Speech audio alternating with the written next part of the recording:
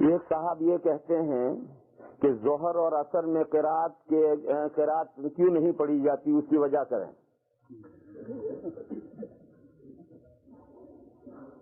یہ سوال پہلے بھی کسی صاحب نے کیا تھا اور میں نے عصر کے بعد اس کا جواب تفصیل سے دیا تھا، کہیں ٹیپ ہوگا اس میں سنیو، یہاں تفصیل سے جواب دینے کا موقع نہیں۔ سوال یہ ہے کہ ظہر اور عصر کی نمازوں میں آہستہ قرات کیوں کی جاتی ہے؟ 3 نمازوں میں زور سے کرتے ہیں، 2 نمازوں میں آہستہ کیوں کی جاتی ہے؟ یہ وجہ پوچھنا چاہتے ہیں، ریزن معلوم کرنا چاہتے ہیں۔ میں نے ان سے یہ جواب دیا تھا کہ دیکھو یہ سوال آج کوئی نیا نہیں ہے، یہ سوال سب سے پہلے حضرت عمار ابن یاسر رضی اللہ تعالی عنہ سے ایک تابعی نے کیا ہے۔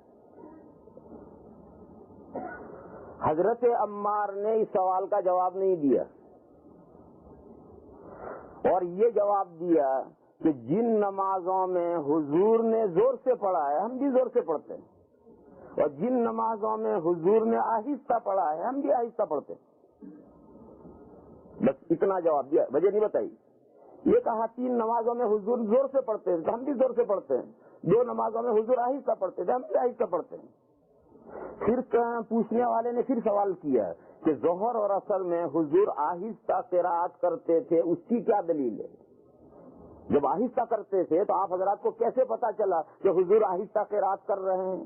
تو اس کا جواب حضرت عمار نے دیا کہ یہ بات ہم اس طرح سے جانتے تھے کہ حضور ظہر اور عصر میں جب پڑھتے تھے تو حضور کی داڑھی ہلتی تھی، تو حضور کی داڑھی ہلنے سے ہم سمجھتے تھے کہ حضور قرات فرما رہے ہیں۔ اس سے یہ معلوم ہوا کہ حضور اکرم صلی اللہ تعالی علیہ وسلم کی داڑھی فرینچ کٹ نہیں تھی، اتنی خشخشی سی داڑھی، یہ کوئی داڑھی نہیں، یہ کوئی اسلامی داڑھی نہیں ہے۔ بالکل منہ ڈالنے سے تو بہرحال اچھا ہے، بالکل منہ ڈالنے سے تو بہرحال اچھا ہے، لیکن یہ کوئی اسلامی داڑھی نہیں ہے۔ حضور اکرم صلی اللہ تعالی علیہ وسلم کی داڑھی اتنی بڑی تھی کہ جو حضور پڑھتے تھے تو وہ ہلتی تھی۔ یہیں سے مسئلہ سمجھو کہ داڑھی رکھنا واجب ہے اور ایک مشت رکھنا واجب ہے، یہ 2 واجب الگ الگ ہیں۔ داڑھی رکھنا واجب ہے اور ایک مشت رکھنا واجب ہے۔ ایک آدمی بالکل منڈاتا ہے وہ دونوں واجب چھوڑتا ہے، ایک آدمی بالکل منڈاتا ہے وہ دونوں واجب چھوڑتا ہے، اور ایک آدمی رکھتا ہے فرنج کٹ رکھتا ہے، خشخشی رکھتا ہے، تو وہ اس نے ایک واجب تو عمل کر لیا تو اس نے داڑھی رکھی، مگر دوسرا واجب اس نے چھوڑا کہ ایک مشت رکھنا واجب ہے، اس کو اس نے چھوڑا۔ ہماری مسجد میں ایک صاحب ہیں، جہاں میں ٹھہرا ہوا ہوں مسجد میں ایک صاحب ہیں، انہوں نے مجھ سے تو نہیں پوچھا، میرے ایک دوست سے پوچھا کہ مول صاحب سے یہ پوچھیو کہ حدیث میں تو داڑھی کا ذکر ہے کہ حضور کی داڑھی اتنی بڑی تھی کہ قرات کرتے ہلتی تھی، قرآن میں بھی کہیں داڑھی کا ذکر ہے یا نہیں؟ کیا مول صاحب سے پوچھو کہ قرآن میں بھی داڑھی ہے یا نہیں؟ اس سلسلے میں سب سے پہلی بات تو یاد رکھو کہ ہر مسئلے کا قرآن میں ہونا ضروری نہیں ہے۔ وہ میرے پاس آتے تو میں ان سے پوچھتا کہ فجر کی 2 رکعتیں ہیں، قرآن میں ہے کہیں؟ ظہر کی 4 رکعتیں ہیں، قرآن میں ہے کہیں؟ عصر کی 4 رکعتیں ہیں، مغرب کی 3 رکعتیں ہیں، عشاء کی 4 رکعتیں ہیں، وتر کی 3 رکعتیں ہیں، ہے قرآن میں کہیں؟ قرآن میں نہیں ہے۔ قرآن میں تو اتنا ہے کہ نماز کی پابندی کرو، نماز کے اہتمام کرو، بس اتنا ہی ہے، اور یہ سارا ڈیٹیل تو حدیثوں میں ہے۔ لہذا ہر مسئلے کا قرآن میں ہونا کیا ضروری ہے؟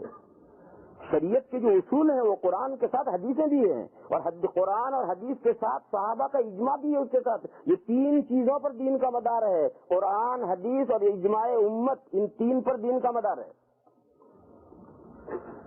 لیکن اتفاق سے قرآن میں بھی داڑھی کا ذکر ہے، یہ اتفاق سے، کوئی ضروری نہیں کہ آپ ہر مسئلہ قرآن میں ڈھونڈنے لگے، اتفاق سے داڑھی کا ذکر قرآن میں بھی ہے۔ موسیٰ علیہ السلام جب طور پر گئے تو پیچھے بنی اسرائیل گمراہ ہو گئے تھے، انہوں نے بچڑے کی پوجا شروع کر دی تھی، یاد ہے؟ جب موسیٰ علیہ السلام آئے تھے تو انہوں نے اپنے بھائی حضرت ہارون علیہ السلام کی داڑھی پکڑ کر کھینچی تھی، اور تو جب داڑھی پکڑ کر کھینچی تھی غصے میں، تو وہاں آیت کریمہ ہے، حضرت ہارون نے کہا تھا کہ لا تأخذ بلحیتی ولا براسی انی خشیت ان تقول فرقت بین بنی اسرائیل ولم ترقب قولی۔ انہوں نے کہا بھائی جان میری داڑھی پکڑ کر نہ کھینچیے، میرے سر کے بال پکڑ کر نہ کھینچیے، میں نے اس مصلحت سے خاموشی اختیار کی تھی۔ تو ہارون علیہ السلام کی داڑھی اتنی بڑی تھی کہ حضرت موسیٰ علیہ السلام نے پکڑ کر کھینچے، فرینچ کٹ کو کیسے پکڑ کر کھینچو گے؟ تھوڑی پکڑ کے کھینچے، تھوڑی پکڑ کر کھینچو گے، داڑھی کہاں سے پکڑ کر کھینچو گے؟ تو خیر حضرت عمار بن یاسر رضی اللہ تعالیٰ عنہ نے یہ جواب دیا کہ حضور کی داڑھی کے ہلنے سے ہم یہ سمجھتے تھے کہ حضور قرات ظہر اور عصر میں فرما رہے ہیں۔ دیکھو پہلا سوال اس کا جواب نہیں دیا کہ ظہر اور عصر میں آہستہ کیوں پڑھا جاتا ہے، جواب نہیں دیا۔ یہ کہا کہ حضور نے جن نمازوں میں زور سے پڑھا ہے ہم بھی زور سے پڑھتے ہیں، جن نمازوں میں حضور نے آہستہ پڑھا ہے ہم بھی آہستہ پڑھتے ہیں، اس کا جواب نہیں دیا۔ ہاں دوسرے سوال کا جواب دیا کہ ظہر اور عصر میں حضور قرات کرتے تھے، اس کی کیا دلیل؟ انہوں نے کہا اس کی دلیل ہے کہ حضور کی داڑھی مبارک ہلتی تھی۔ یہ حدیث سنا کر کے پھر میں نے یہ کہا دیکھو اب بہت تھوڑی سی گہری بات اسے سنو۔ حضرت عمار ابن یاسر رضی اللہ تعالیٰ عنہ نے جو جواب نہیں دیا اس کی دو ریزن ہو سکتے ہیں، دو وجہ، دو سبب ہو سکتے ہیں۔ حضرت عمار ابن یاسر نے جو جواب نہیں دیا اس کے دو ریزن، دو وجہ ہو سکتی ہیں۔ ایک تو یہ کہ جو سوال کرنے والے نے سوال پوچھا ہے اس کا جواب حضرت عمار ابن یاسر کو معلوم نہیں ہے۔ تو جب حضرت عمار ابن یاسر کو جواب نہیں معلوم تو کیسے وہ جواب دیں گے؟ بہت اچھا آگے الحمدللہ۔ تو ایک وجہ تو یہ ہے کہ حضرت عمار کو جواب نہیں معلوم، جیسے کہ ایک پرچہ ایک بھائی نے بھیجا اور مجھے اس کا جواب نہیں معلوم تو میں کیا کہوں گا؟ یہ کہوں گا بھائی آئی ڈونٹ نو، یہ کہوں گا اور کیا کہوں گا؟ اور دوسری وجہ یہ ہو سکتی ہے کہ حضرت عمار کو تو معلوم ہے مگر جو صاحب پوچھنے والے ہیں ان کے پاس اتنی عقل نہیں ہے کہ وہ جواب سمجھ سکیں، یہ وجہ بھی ہوتی ہے۔ کبھی ایسا ہوتا ہے آپ کے پاس میں ایک 8 سال کا بچہ پوچھتا ہے آپ سے کہ یہ ساری دنیا شادی کیوں کرتی ہے، واٹ ریزن، وائی؟ بتاؤ اس 8 سال کے بچے کو وائی کا جواب دو۔ اسے کہیں گے بیٹا تو 16 سال کا ہو جائے پھر وائی خود ہی سمجھ میں آ جائے گا،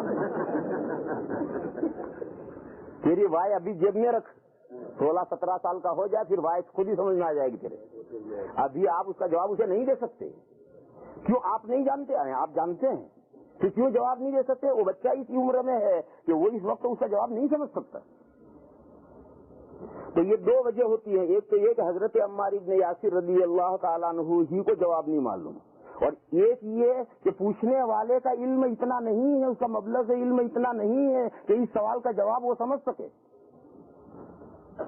اس کے بعد میں نے کہا سنو، میں حضرت عمار ابن یاسر رضی اللہ تعالیٰ عنہ سے زیادہ علم نہیں رکھتا، اور آپ لوگ وہ جو تابعی سوال کرتا تھا اس سے زیادہ مبلغ علم نہیں رکھتے۔